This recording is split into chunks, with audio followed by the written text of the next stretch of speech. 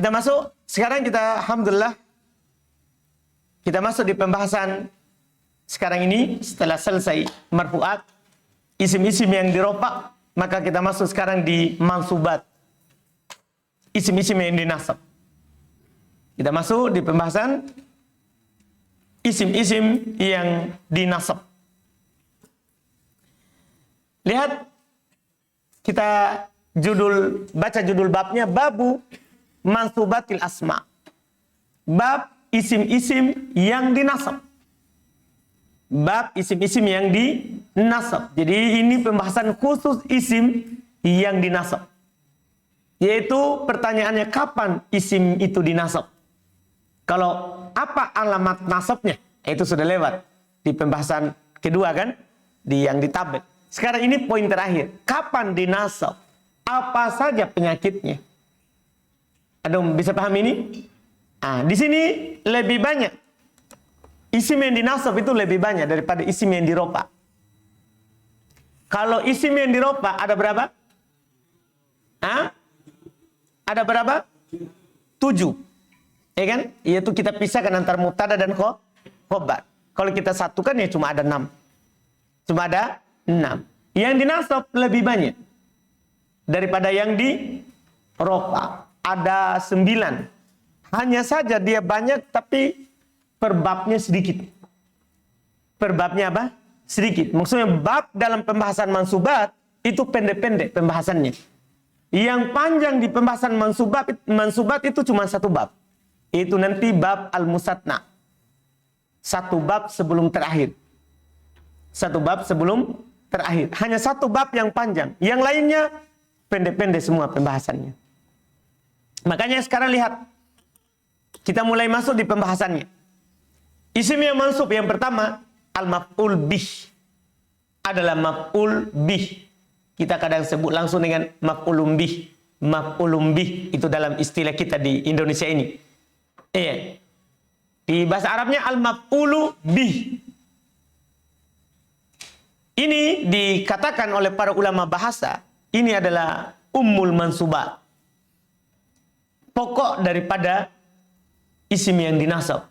Karena ini paling sering keluar di dalam baca kitab atau dalam Al-Quran atau hadis. Ini paling sering keluar. Tentunya namanya maf'ulun bi ini adalah yang dikenai pekerjaan. Dan alhamdulillahnya kita sudah pelajari ilmu sorof. Ini mudah mempelajari maf'ulun bi. Mudah membedakannya. Karena maf'ulun bi ini kan yang dikenai pekerjaan. Dan yang ada padanya namanya yang dikenai pekerjaan. Berarti ada pelakunya dari pekerjaan. Ada pelaku dari pekerjaan. Dan ada kata kerjanya. Begitu susunannya. Berarti, nah ini kan dikenai pekerjaan. Berarti ada yang melakukan pekerjaan itu, dia dikena. Kan? Dan ada pekerjaannya. Berarti ada 3 sekarang komponennya kan?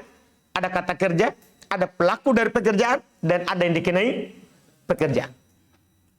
Iya. Ini mudah bagi kita. Kenapa Anda bilang mudah?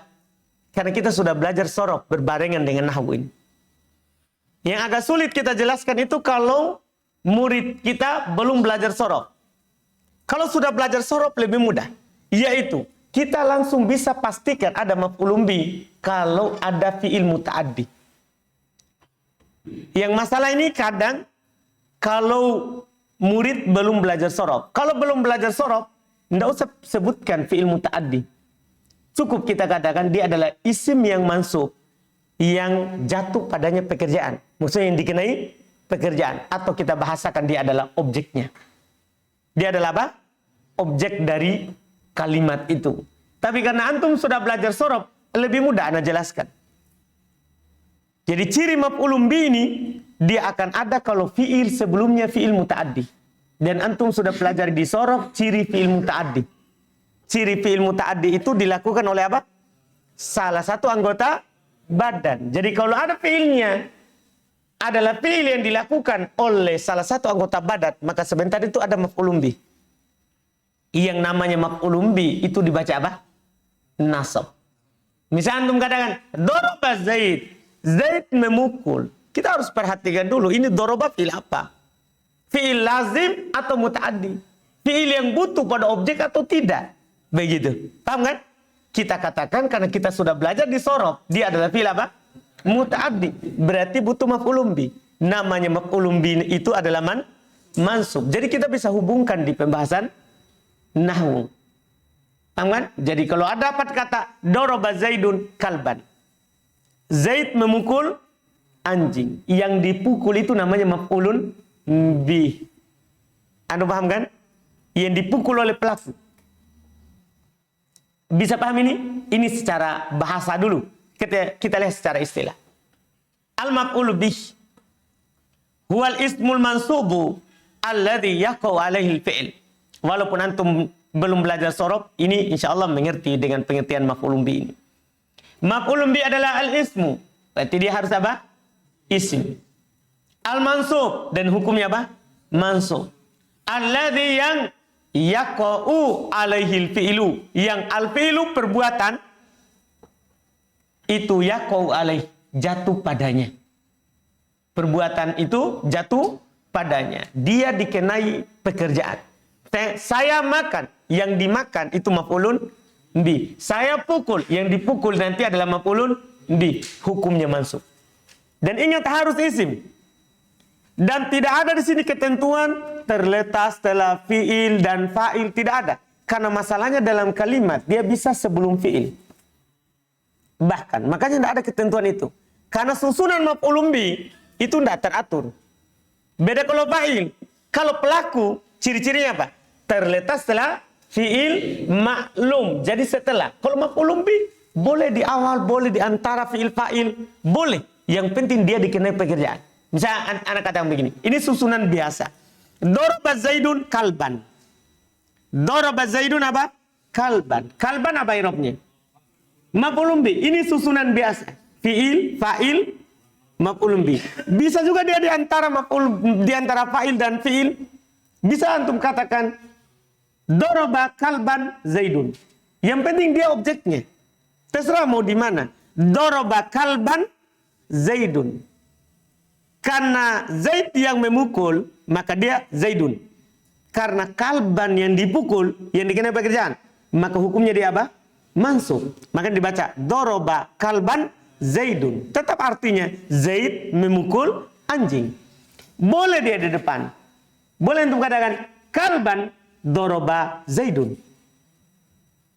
Kalban doroba Zaidun. Yang jelas fa'ilnya harus setelah fi'il. Kalban doroba Zaidun. Apa artinya ini? Zaid memukul anjing. Tetap sama artinya. Makanya tidak ada kalimat dibilang terletak setelah fiil fa'il. Tidak ada ketentuan seperti itu. Dari awal kita bentuk, kita katakan yang penting dia isim mansub yang dikenai apa? Pekerjaan. Mau dia di akhir, di tengah, di awal, tidak apa-apa. Antum paham ini? Jelas ini? Jelas kan? Atau belum? Wahyudin? Yakin? Siapa yang belum jelas ini? Dari poin dulu ini, poin yang ini. Jelas semua? Aman. Misal contoh, darabtu Zaidan. Mana maf'ulun bih?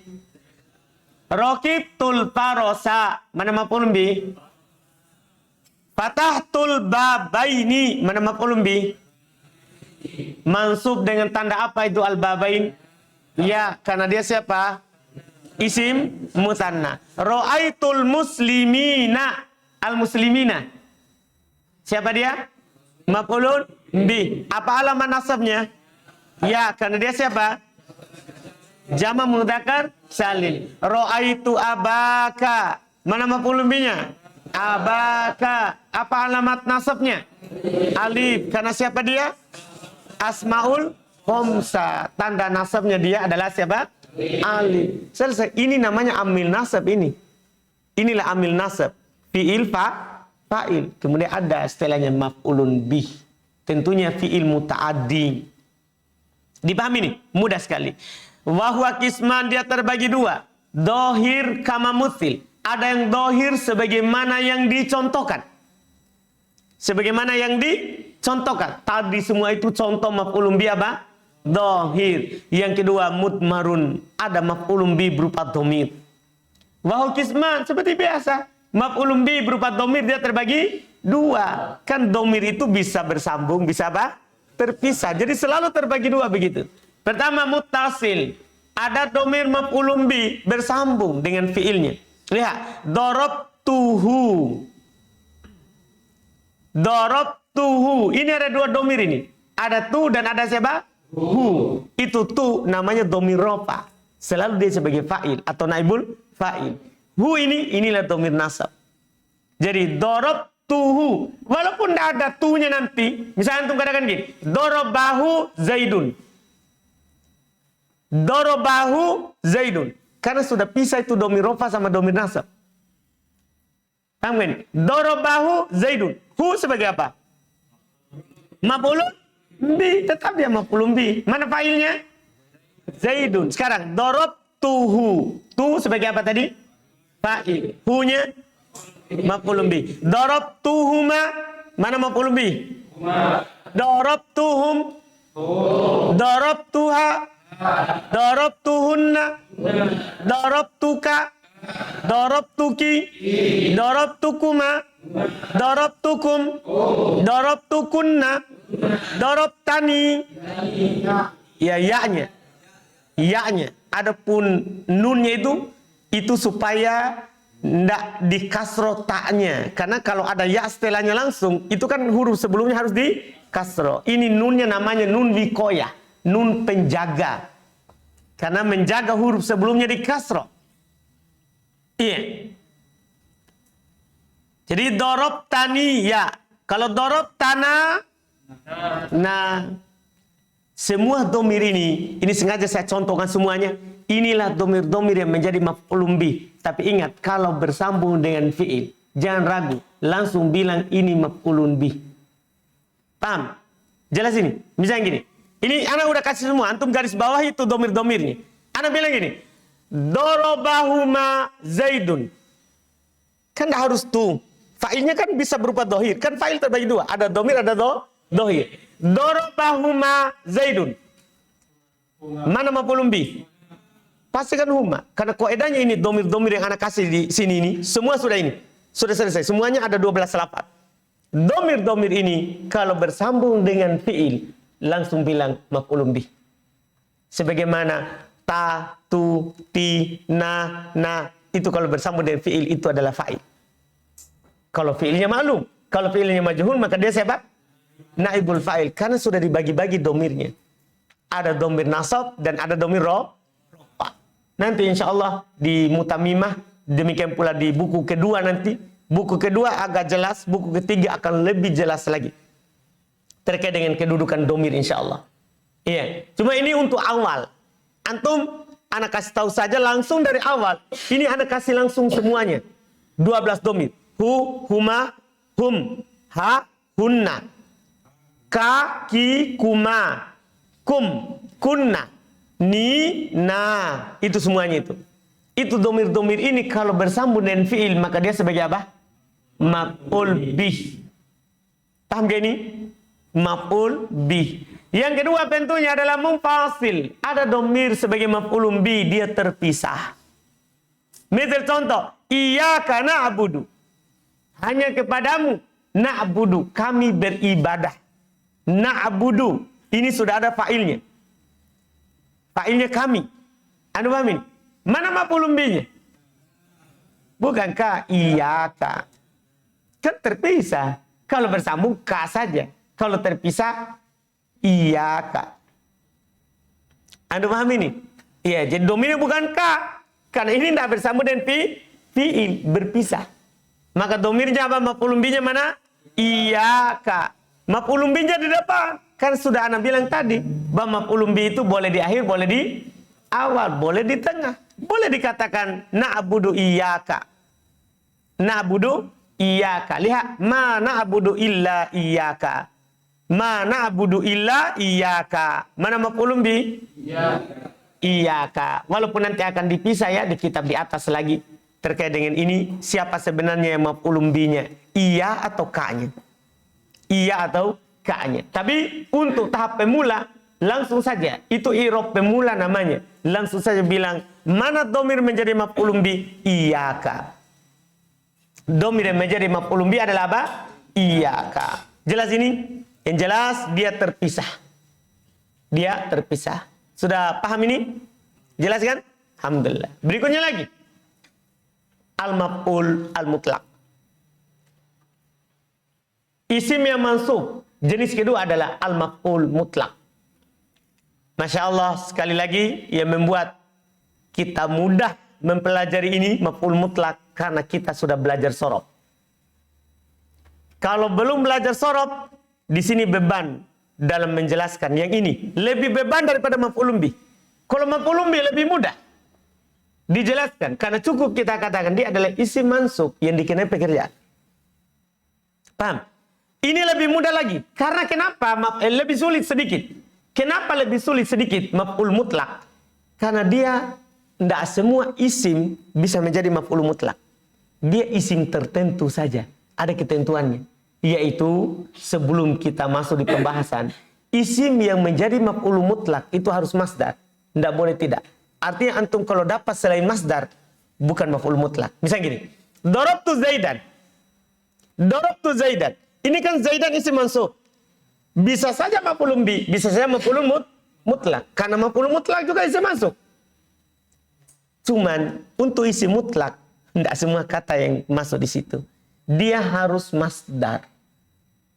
Paham? Artinya kalau bukan masdar, tidak mungkin siapa? Tidak mungkin maf'ulun mutlak. Antum bisa paham ini? Mudah di sini. Kenapa ana bilang mudah? Karena alhamdulillah antum sudah belajar siapa? Masdar. Antum sudah tahu ciri-cirinya. Apa itu masdar? Masdar itu kata, kalau seandainya belum belajar ini masdar, kita harus jelaskan. Masdar itu apa? Masdar itu adalah kata yang berada di urutan ketiga dalam tasrif. Kita harus jelaskan begitu. Jadi kita harus jelaskan dulu masdar itu apa, supaya orang paham. Karena syarat kata yang menjadi maf'ul mutlak harus masdar. Kita harus jelaskan dulu apa itu masdar. Tapi karena antum sudah belajar sorof, akhirnya beban kita sedikit dalam masalah ini. Jadi bukan dia kata umum. Kata yang menjadi maf'ul mutlak harus masdar. Ada paham kan? Setelah itu fungsinya ini maf'ul mutlak. Kan kalau maf'ul bih yang dikenai pekerjaan. Kalau maf'ul mutlak apa fungsinya? Dia datang untuk menguatkan pekerjaan atau menjelaskan jenis pekerjaan atau menjelaskan jumlah pekerjaan. Misalnya anak katakan begini. Antum perhatikan dulu di papan baru kita sebut.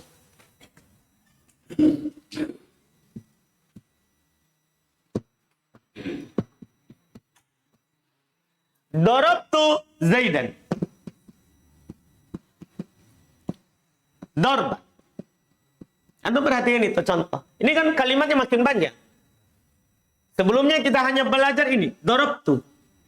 Saya telah memukul. Yaitu fi'il fa'il. Sekarang kita tambahkan maf'ul bihnya. Kalimatnya makin banyak. Saya memukul Zaidan. Zaidan mansub karena dia maf'ul bih. Objeknya dikenai pekerjaan. Sekarang dorban. Ada lagi yang kata sudah makin panjang. Sudah 4 kata.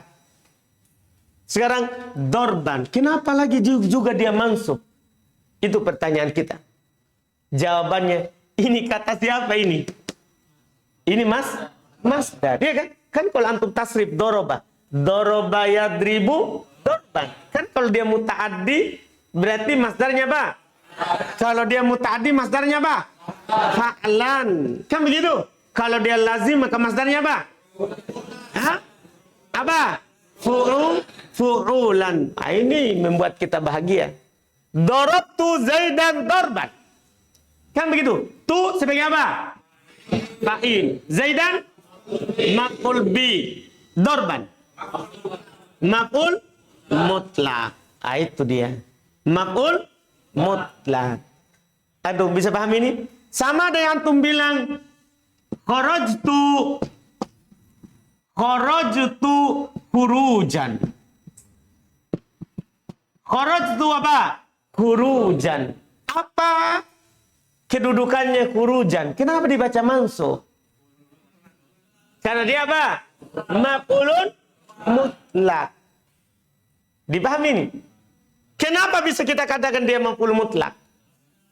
Karena dia adalah siapa?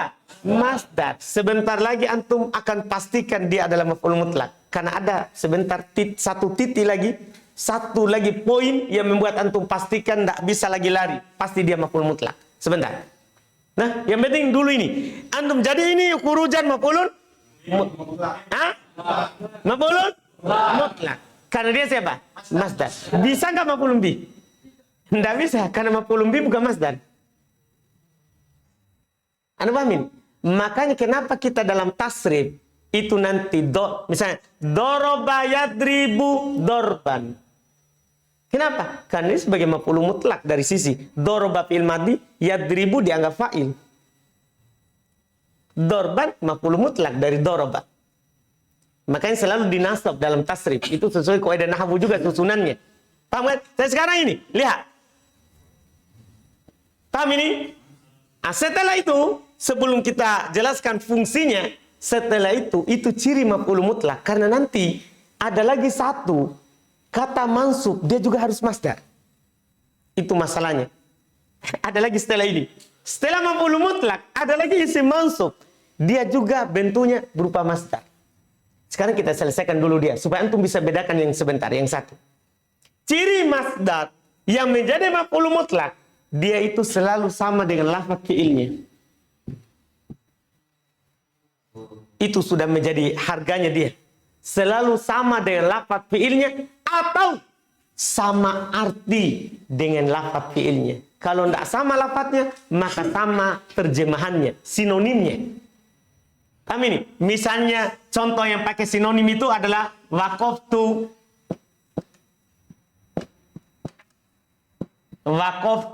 qu'udan. Waqaftu qu'udan. Waqafa berdiri. Iya kan? Kenapa qu'udan?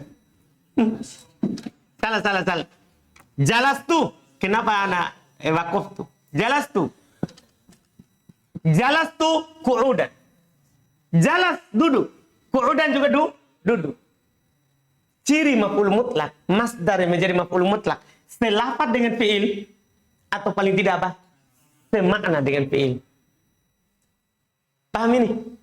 Itu sudah menjadi cirinya. Artinya kalau tidak ada kata yang selafat dengan fi'il, tidak ada maf'ul mutlak. Antum bisa paham ini? Walaupun ada mansub. Misalnya antum bilang gini, darabtu Zaidan amamal ustadi. Darabtu Zaidan, antum ganti ini amamal ustadi. Ya, amamal apa? Ustadi misalnya. Ini antum katakan begitu. Amama isim mansub. Tapi apakah bisa maf'ul mutlak? Enggak. Dari mana? Biar enggak ditahu artinya. Oh, enggak ada selafat. Beda juga maknanya. Karena dorob memukul, amama di depan. Berarti enggak mungkin maf'ul mutlak. Anda pahamin? Demikian pula antum dapat kata misalnya sholaitu. Ya, antum dapat kata sholaitu imanan. Imanan. Antum dapat kata ini masuk. Sholaitu imanan. Saya sholat karena keimanan. Lihat. Ini ada kata, ini masdar ini. Kan dari amana yu'minu imana. Dari wazan af'ala yuf'ilu if'ala. Kan ini masdar, kita tidak bercerita untuk 3 huruf. Masdar untuk 22 wazan. Yang penting apa, Mas? Masdar. Antum kan sudah pelajari. Sekarang, sholaitu imanan. Ada masdar mansub. Apa kita irob dia maf'ul mutlak? Perhatikan dulu. Sama nggak lafadznya? Sama nggak maknanya? Berarti bukan. Ini bukan maf'ulun mutlak. Antum bisa pahami? Apa? Kenapa bisa masuk? Pasti. Belum didapat. Dipahamin? Mubar. Yakin? Jelas berarti ini? Jadi, dia harus masdar. Terus, harus sama dengan lafaz fi'il atau semakna dengan lafaz fi'il. Walaupun antum tidak tahu artinya, ini sudah aman. Setelahnya itu nanti ini cuman dari sisi terjemahannya. Yaitu apa fungsi dari maf'ul mutlak. Maf'ul mutlak itu fungsinya, dia datang karena sama dengan lafaz fi'il atau semakna dengan lafaz fi'il. Dia datang untuk menguatkan pekerjaan sebelumnya. Jadi terjemahannya begini. Lihat. Darabtu Zaidan dorban. Kalau antum udah tahu fungsinya ini, antum bilang apa? Antum akan bilang apa? Saya pukul Zaid, pukul.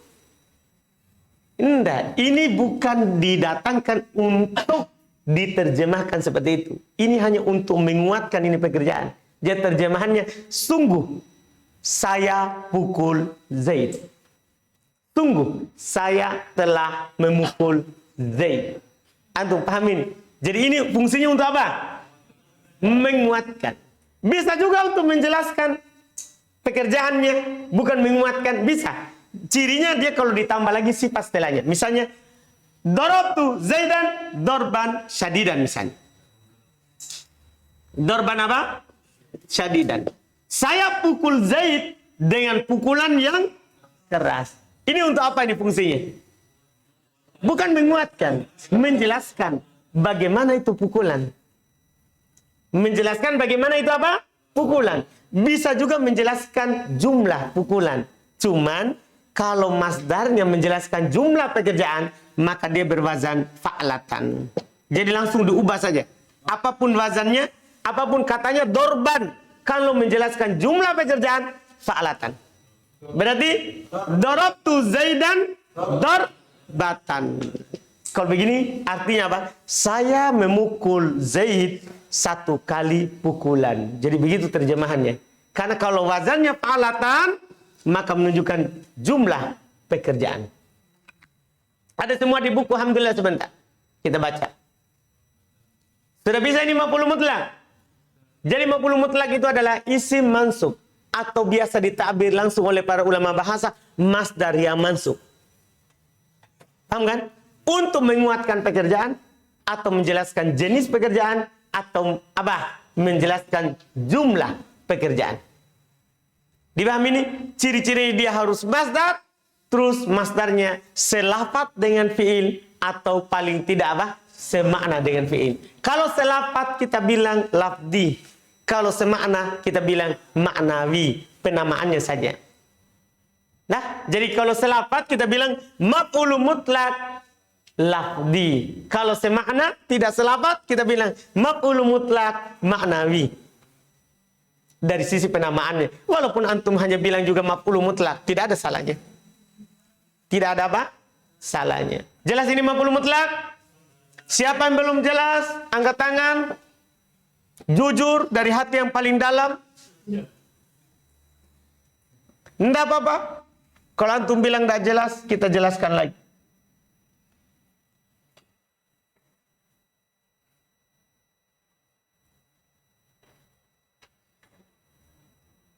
Jangan malu. Tidak harus. Bedanya, ini pertanyaan bagus. Fiilnya apakah dipersyaratkan muta'addi atau lazim? Tidak harus. Kalau maf'ulun bi saja yang syaratnya kan namanya maf'ulun bi butuh fiil muta'addi. Nah, kalau maf'ul mutlak tidak harus. Itu contohnya. Kharajtu khurujan. Apa artinya khurujan? Apa terjemahannya ini? Kharajtu khurujan. Sungguh saya telah keluar, bukan saya keluar.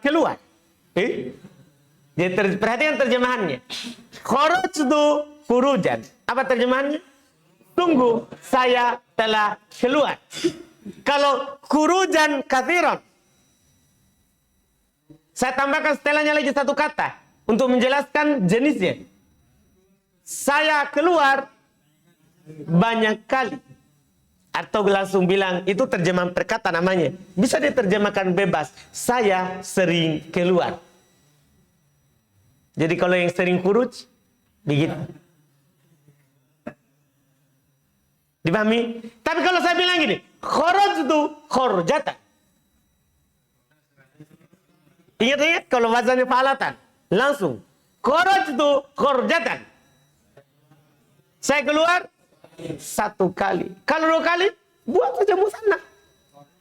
Kharajtu khurjataini. Buat musanna dan mansub pakai ya. Bang, kalau banyak kali, buat jamak salim. Kan ada tanya ini. Berarti dibuat ke jamak mana salim. Antum bilang apa? Kharajtu khurjat. Tintuntan Din, karena jamuan salim mansub di atas kasro. Kan kembali ke tabel semuanya. Dipahami? Sudah? Ini enak, tidak ada beban. Karena antum sudah paham masdar. Antum dapat ayat. Dan dah harus 3 huruf. Boleh lebih. Misal ayat. Wa kallamallahu Musa takliman. Wa kallamallahu Musa takliman. Ini takliman kenapa mansub? Apa irobnya? Maf'ulun mutlak. Apakah sama dengan lafaz ini? Sama. Karena kallama yukallimu takliman. Masdarnya kan? Fa'ala yufa'ilu taf'ilan. Mudah ini karena antum sudah tahu masdar dari setiap fi'il 22 wazan. Sudah tahu semua. Paham kan? Misalnya antum dapat kata ini. Istaghfaro Zaidun Rabbahu istighfaron.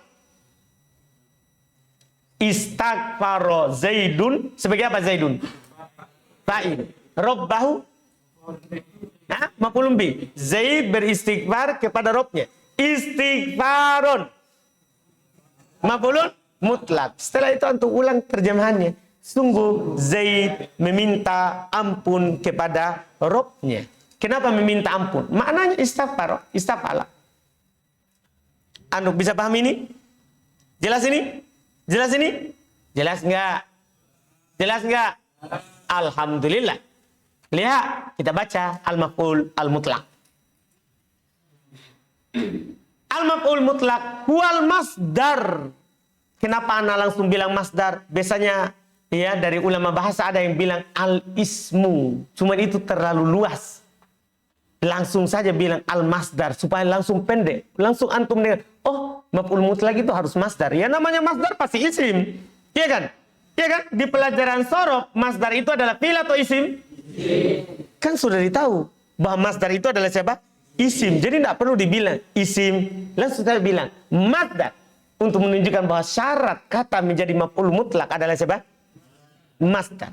Itu kenapa anak pilih masdar dalam takbirnya. Huwal masdaru al mansub. Dia masdar mansub. Karena tidak selamanya masdar itu mansub. Paham kan? Bisa marfu. Cuma kalau dia menjadi maf'ul mutlak harus apa? Mansub. Anda paham? Misalnya darb. Bisa darbu Zaidin. Darbu Zaidin syadidun. Darbu kenapa diropak? Padahal dia masdar. Karena isim di awal kalimat. Isim di awal kalimat apa irobnya? Mubtada. Ada paham ini? Jadi tidak selamanya itu masdar mansub. Yang jelas masdar kalau menjadi maf'ul mutlak harus apa? Mansub. Makanya dibilang dia adalah masdar yang mansub. Sebenarnya sampai situ saya pengertiannya. Setelahnya itu adalah fungsinya. Al-mu'akkid li amilihi, yang menguatkan amilnya. Amil itu fiilnya. Menguatkan fiil sebelumnya. Fiil itu namanya apa? Amil. Awil mubayyin li nau'ihi, atau menjelaskan jenisnya. Auli adadih, atau menjelaskan apanya? Menjelaskan apanya? Jumlahnya. Lihat, mithalul mu'akkid li amili, contoh menguatkan amilnya. Darabtu dorban. Ini masdar biasa. Kalau langsung biasa begitu langsung untuk menguatkan itu. Untuk menguatkan. Mithalul mubayyin li nau'ihi, contoh menjelaskan jenisnya. Akaltu aklan kasiron. Kalau sudah ada kata tambahan lagi setelahnya, maka itu adalah apa? Menjelaskan apa? Jenisnya. Saya makan banyak. Saya makan banyak. Mithalul mubayyin li adadi. Contoh menjelaskan jumlahnya. Nadortu nadrotan. Lihat tadi, ingat anak bilang wazannya apa? Fa'latan. Jangan fi'latan. Kalau fi'latan lain lagi itu. Kalau fi'latan lain lagi. Kalau fi'latan lain lagi maknanya. Ini harus fa'latan. Jadi terjemahannya ini apa? Saya lihat satu kali. Paham ini fungsinya? Ada catatan di bawah bisa antum baca. Catatan maf'ul mutlak. Jika bermakna menjelaskan jenis dari pekerjaan, maka cirinya ada na'at atau sifat atau mudhof nilai istilahnya. Ini nanti antum akan paham apa itu na'at. Nah, sifat dan apa itu mudhofun ilai. Akan datang babnya nanti. Jadi ini ciri dia menjadi apa? bermakna menjelaskan pekerjaan. Kalau setelahnya ada apa? Ada naatnya, yaitu sifat, atau ada apa? Mudhofun ilai. Apa itu naat? Apa itu mudhofun ilai? Antum akan kenal kalau datang babnya. Paham gak ini? Ya, naat artinya kata yang menjadi sifat dari sebelumnya. Misalnya tadi, dorban syadidan, pukulan yang keras. Ini kan syadidan ini adalah sifat dari pukulan. Bagaimana pukulannya? Keras. Paham gak ini? Jelas ini? Iya. Itu nanti antum akan paham nanti insya Allah. Dan jika bermakna menjelaskan jumlah pekerjaannya, maka ciri-cirinya diwazankan atau ditimbang di atas wazan fa'latan. Selain itu, selain dua ini, maka bermakna menguatkan pekerjaan. Kan hanya dua ini, tiga saja. Kalau ciri untuk menjelaskan, ada naatnya. Ada sifat setelahnya. Atau ada mudhofun ilai. Kalau dia menjelaskan jumlah pekerjaan, maka berwazan apa? Fa'latan. Selain dua ini, berarti kembali ke yang pertama. Menguatkan apa? Pekerjaan. Lihat berikutnya lagi, wahwa kisman, dia terbagi dua. Di sini terbaginya bukan tauhid dan domir, karena tidak ada maf'ul mutlak berupa domir, karena dia harus masdar isim. Masdar. Dia terbagi dua, yaitu tadi yang Anda jelaskan tadi, ada yang lafzi dan ada yang ma'nawi. Lihat, ya, fa in wafaqa lafduhu lafdhu fi'lihi. Kalau sama lafadznya dengan lafadz fi'ilnya. Sama, misalnya tadi, dorobtu dorban. Sama kan? Kharajtu khurujan. Masih sama huruf-hurufnya? Masih sama. Ya? Fa in wafaqa lafduhu lafdhu fi'lihi. Kalau sama lafadznya dengan lafadz fi'ilnya, fahuwa lafdi. Maka itu adalah lafdi namanya. Maf'ulun mutlak lafdi. Kalau sama lafadznya. Nah contoh, qataltuhu qatlan, darabtuhu darban. Sama ini lafadznya? Sama. Wa in wafaqa ma'na fi'lihi. Kalau sama dengan makna fi'ilnya, duna lafdihi, tidak sama lafadznya, tapi sama apanya? Maknanya. Ini biasanya kata-kata yang sinonim dengannya. Sinonim itu sama makna, beda lafadz. Maka fahuwa ma'nawi. Itu dinamakan maf'ul mutlak apa? Ma'nawi. Nah, jalastu qu'udan wa kumtu wukufan. Kan qu'udan sama maknanya dengan jalasa. Kumtu sama maknanya dengan wukufan. Walaupun ini maksudnya dari sisi berdiri atau duduknya, walaupun asalnya beda. Kalau ada orang dari jalan kemudian duduk, namanya jalasa. Kalau ada orang berbaring kemudian duduk, namanya waqafa, namanya apa? Qu'ada. Ada paham? Jadi dia lagi berdiri, duduk, namanya jalasa Zaidun. Kalau dari berdiri ke duduk, ada paham? Tapi kalau dia dari berbaring kemudian duduk, kita katakan qu'ada Zaidun. Tapi sama-sama maknanya apa? Duduk. Kan semakna. Kita tanpa melihat perbuatan penggunaannya. Sama dengan waqafa dan kumtu. Iya kan? Kalau waqafa dari jalan berdiri, kalau qoma dari duduk berdiri. Tapi terjemahannya sama-sama apa? Berdiri. Paham ini? Jelas ini? Sama-sama berdiri. Sudah selesai. Alhamdulillah. Kita cukupkan dulu dua itu. Pahami baik-baik dulu. Baru kita lanjutkan lagi besok. InsyaAllah.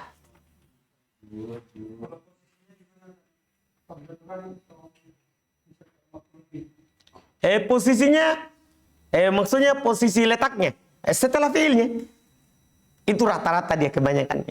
Kan dia datang untuk menguatkan sebelumnya, menguatkan sebelumnya seperti itu. Itu pada dasarnya dia asalnya seperti itu.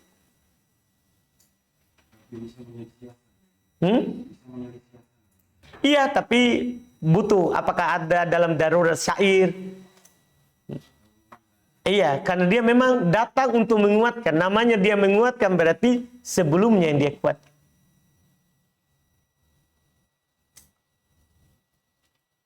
Ada lagi pertanyaan terkait maf'ul mutlak? Sudah? Alhamdulillah, kita cukupkan. InsyaAllah, alhamdulillah ini dua. Ambil lagi besok lanjutannya.